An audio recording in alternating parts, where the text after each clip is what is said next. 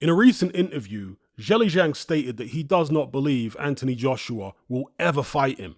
And he's obviously been looking for revenge over AJ ever since he lost to him in the 2012 Olympics. That was actually a pretty good scrap. If you haven't seen it, you can watch it on YouTube. AJ drops Zhang in that fight and wins on points. So yeah, Zhang's been looking for revenge ever since. And he perhaps hoped or expected to get it when he signed with Matchroom back in 2019.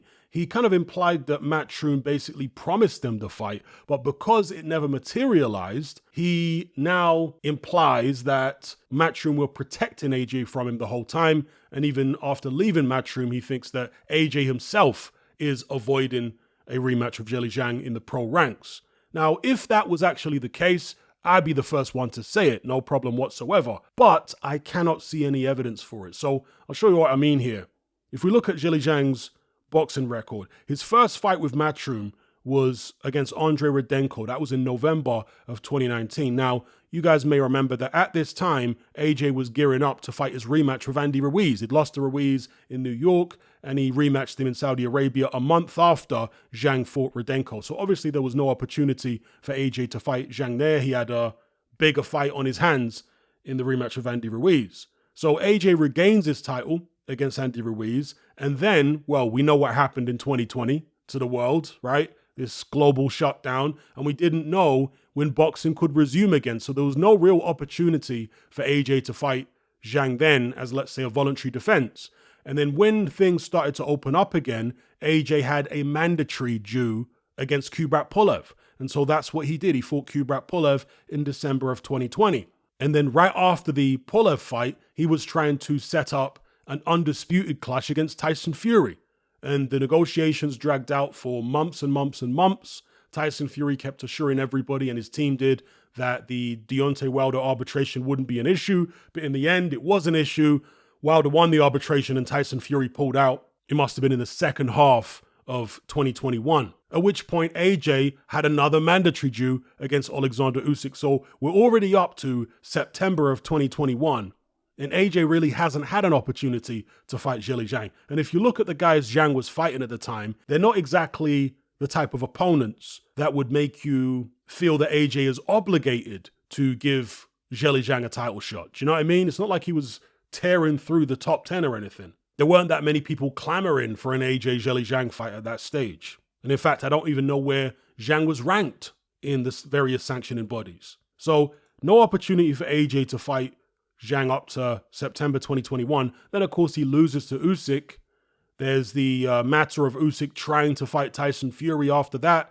Things drag out. The Tyson Fury fight doesn't happen at that point because Fury's messing about.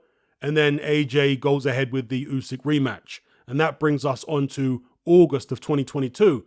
And that was actually the last time that Zhilei Zhang fought for Matchroom, because he was actually on the undercard of Usyk Joshua 2. That fight was in Saudi Arabia. So yes, Zhang did have several fights with Matchroom, 6 fights to be precise, in a relatively short space of time.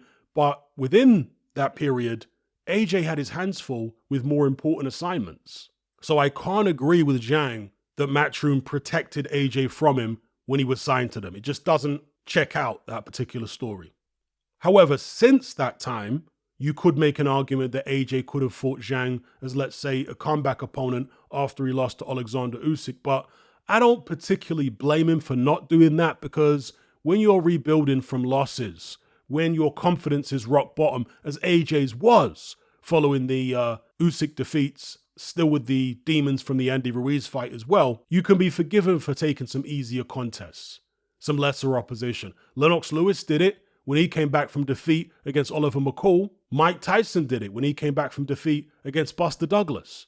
So if great fighters like that, after they lose their championship status, can be given enough grace to have some easier confidence builders, then why not AJ as well? I never had an issue with what he was doing. At the end of the day, if you're not a champion, you can fight whoever you want. So perhaps AJ could have fought him at that stage, but even then, Zhang was actually coming off a loss. Even though technically many people thought that Zhang beat Filip Hrgović, it was officially a loss. So AJ comes back against Jermaine Franklin instead, fights Robert Helenius, Otto Wallin, and during that same period, of course, Zhilei Zhang took on Joe Joyce and had 2 very good wins over him. Now, during this Riyadh season thing, that's where I might agree with Zhang that AJ may have had an opportunity to face him if he'd wanted to.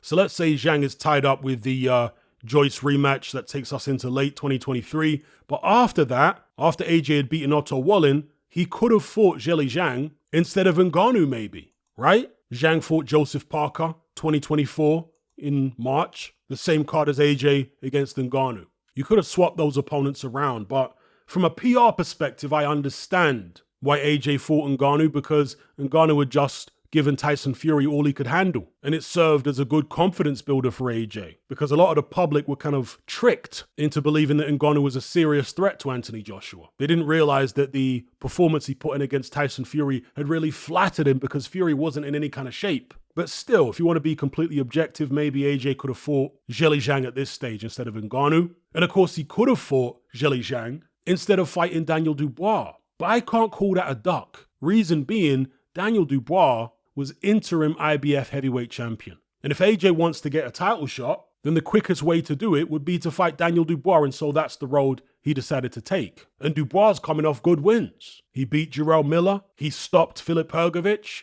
a guy who went the distance with Zhilei Zhang and officially beat him. So can we really call that a duck? Personally, I can't. So as I say, I think the only opportunity that AJ would have really had, the only window where he could have realistically fought Zhang, would have been immediately after the Usyk defeat.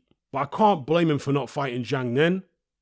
And then potentially instead of the Ngannou fight. But if you go back to when Zhang was actually signed to Matchroom, no. There was no opportunity for AJ to fight him then.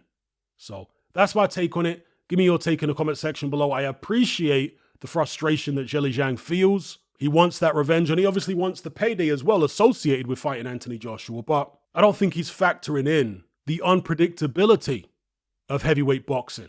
Matchroom may have been sincere when they promised him the AJ fight, but they didn't anticipate that AJ would lose to Alexander Usyk, for example. Anyway, I'll leave it there. Are you sick and tired of the mainstream mindset? Does the dogmatic conformity and pathological ignorance have you tearing your hair out in frustration? Then don't be alone. Come and join our brotherhood on Patreon. We stand as a beacon of reason against an army of insanity. You'll gain access to my weekly topical podcast, where we take more deep dives than Jacques Cousteau on an endless variety of subjects. There's also videos, interviews, live Q&As, as well as a vast back catalogue of previous episodes, including my popular Confessions of a Nightclub Bouncer series. You can listen via the Patreon app or download in high-quality MP3. Connect with myself and hundreds of other members in our Element chat group. There's no contract, no commitment, you can cancel at any time, and it's cheaper than a Mickey D's McMuffin. Just head to my Patreon page via the link below this video and select the tier called the Brotherhood of Reason. I'll see you over there.